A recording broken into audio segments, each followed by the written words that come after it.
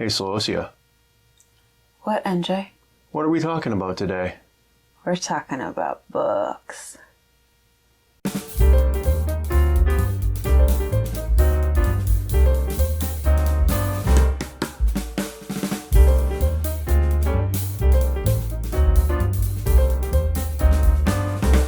What's up, Lit Punks? I'm NJ Sullivan, Creative Director of Lantern Audio Works.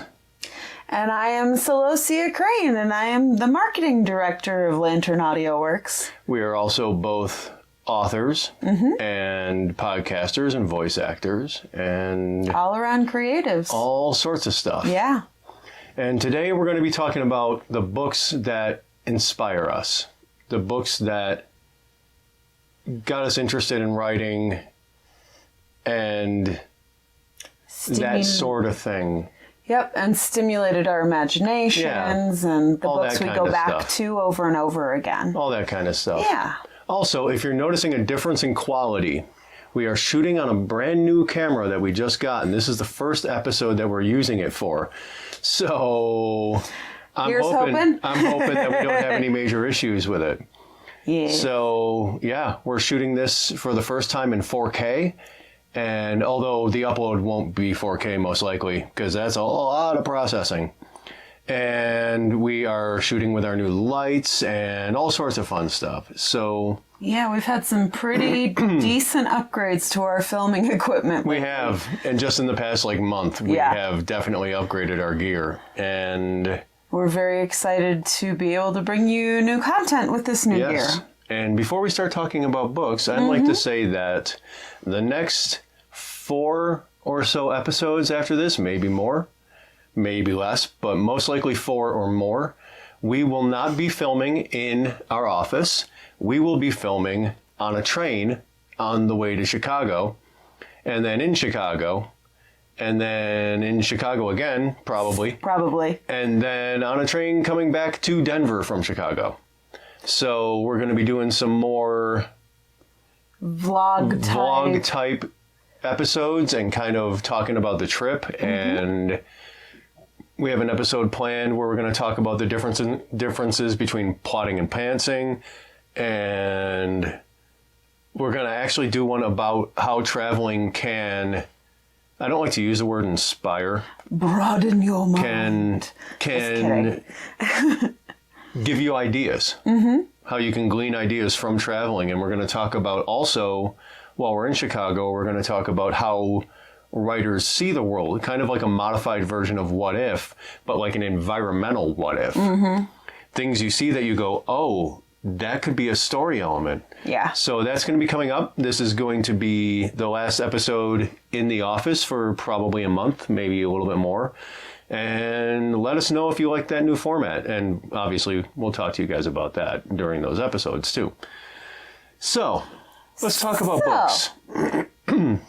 If you could narrow it down to 1 or 2 books that made you want to write stories, or 1 or 2 stories, doesn't have to be books, because one of mine is definitely not a book, it's a short story. Yeah. And I haven't talked about it on our show before. I mean, there are 2 books that automatically pop up in my mind, both of which are classic children's stories. The first is The Secret Garden, which I just re-listened to. It's a... Yeah, you read it about once a year. Yeah, every spring I either read or listen to The Secret Garden. It's just kind of become part of my ritual. And the other one would be The Princess and the Goblin by George MacDonald. I've never actually, I've read The Secret Garden. In school I read it, and it did stick with me too. But The Princess and the Goblin is a new one on me. It's fun. We can talk about it later. Also, if we can, we'll put links to all of these in the description so you guys can check out the stories for yourself. Absolutely. For me, it's kind of an interesting thing, because one of them I was already writing when I got the chance to read it, when I discovered it. Yeah. But to go from the very beginning, it would have to be something like the Sherlock Holmes stories or Edgar Allan Poe's Murders in the Rue Morgue. Yeah. That I read Murders in the Rue Morgue when I was about 9 years old. Tells you a lot about the difference in our characters based on the books that help form us. And, the Sherlock Holmes stories, I fell in love with them 10, 11, 12 years old. And, they kind of got me interested very much in mysteries. Mm-hmm. And also, I'd have to say, The Gold Bug and The Facts in the Case of M. Valdemar, which are both Edgar Allan Poe stories. Okay, I'm not familiar with a whole lot of Edgar Allan Poe. I think the title is The Facts in the Case of M. Valdemar, but I've always just called the story M. Valdemar. It's like The Strange Case of Dr. Jekyll and Mr. Hyde. Yeah. People call it Dr. Jekyll and Mr. Hyde, right. Same kind of thing. They abbreviate the title. But that one is specifically about a guy who's hypnotized right before the moment of death and survives the moment of death and is talking to them while dead. And so that kind of like... That's an interesting concept. That kind of story actually very much inspired or, led me down the path to doing stuff like Dark Lantern, which is coming out... Soon. It's very soon. This very week. Soon. The first 3 episodes are coming out. Oh, that's right. Yeah. In fact, the first 3 episodes are coming out the day that this goes live on YouTube. Woohoo! This coming Thursday. So look out for that. Mm-hmm. Dark Lantern, wherever you get podcasts. A little self-plug in my show. In our show. So those very much kind of influenced me and said, this is cool. This is I want to do this. And then I was in, I think, 9th grade. Yeah. I read The Arena. And I can never remember the author's name, but it's a golden age science fiction story, and it was a short story. And that really, I already knew about science fiction. I had experienced it. Mm-hmm. But that story really kind of hit the spot. Like, this story is saying something. It's not just spectacle. Right. And that led me to want to write that kind of science fiction. And now I kind of mix all of that stuff together in a lot of my stuff. So you can tell where my influences come from. Edgar Allan Poe, Arthur Conan Doyle, and Golden Age sci-fi. That about sums me up. Yeah. So, and then of course, as I got a little bit older, I was exposed to Do Androids Dream of Electric Sheep and the cyberpunk stuff and I stayed very firmly in the fantasy side of things. I didn't actually start reading fantasy really at all until college, maybe after. Yeah, and I grew up with my mother reading aloud to us, the Chronicles of Narnia and The Lord of the Rings and... See, I think I was in my 30s the first time I read the Chronicles of Narnia and The Lord of the Rings. She would after not... the movies came out.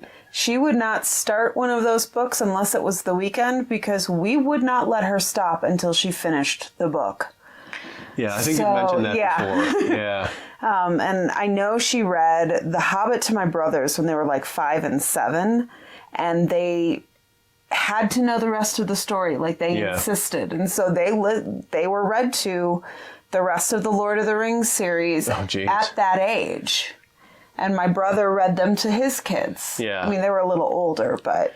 So it's really interesting seeing kind of the dichotomy between you and I and the stuff that early on influenced us and kind of where we ended up. Yeah.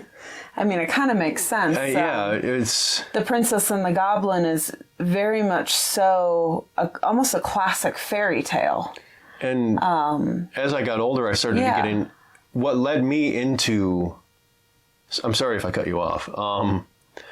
What led me into fantasy was actually studying folklore and myths, and that came out of studying linguistics. Yeah. And I think... I still remember in 6th grade when I kind of became aware of Greek mythology. And because we read the Iliad. Oh, yeah. That year. And... wow. Listened to it. We didn't read any Greek stuff in school. Check this. So check it. Mid to late 90s. Mid to late 90s, okay. 6th grade. Okay. Our experience of the Iliad was a record player and a slideshow. So we listened to it, and there was a slideshow that went along with illustrations. Huh. Yeah. Technical glitch. Fixed it. We're monitoring on my camera, or on my phone, and I think my phone went to sleep, and it lost the connection. And it lost the connection. So okay. We're still running, though. It kept filming. Okay, good. So, okay. So there's going to be a weird little edit there. Yeah. So, yeah, I find it very interesting kind of where we both ended up. Yeah. And now, as I've gotten older, I've gotten into Terry Pratchett and some more of the modern sci-fi writers, like Andy Weir and Project Hail Mary. I speak English for a living. Well, not for a living yet. Support us on Patreon. Andy Weir and The Martian and, that type of more modern, more hard sci-fi type sci-fi. But at the same time, as I've delved into, radio plays and audio storytelling and audio drama is kind of the umbrella term. It's kind of taken me back to my golden age of sci-fi roots because a lot of that stuff comes out of that school and out of that era.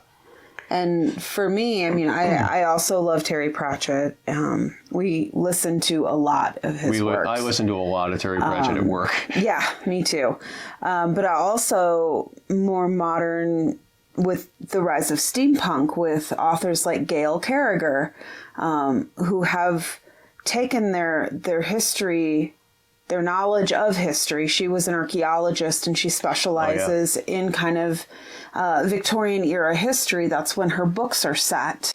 And took her own spin on myths of werewolves and vampires. And it's incredibly entertaining. And I've gotten into doing some of that myself with the Brimstone series and, kind of that world that I've created. And it's just very interesting to see kind of how we cross-influence each other and how we and yet our influences can be very different very from different. Each other. I know very few of the authors that she lists as influences. So and you've introduced me to some stuff that was in my vein that you enjoyed, like the Scarlet Pimpernel. Yes. And stories of that. I was very excited to share the Scarlet Pimpernel with him. I've listened to several of the Scarlet Pimpernel books now. Yeah, I had to tell my family. Yeah, it was a big deal, apparently. It was. So, I think I'm very curious, audience, internet people. What are you influenced by? What were the stories that made you want to tell stories? What led you there? Leave a comment and let us know. I'd be very interested to hear that. What is one book from your childhood that made you go, I wonder if I could do that? Yeah. Or I want to try that. Yeah. Yeah. So comment below. And do you have anything else you'd like to say? Not I think really. we've said it. So, your influences can greatly affect where you end up as a storyteller. And I think we just pointed out exactly how different those influences can be. So, until next time, take care of yourselves.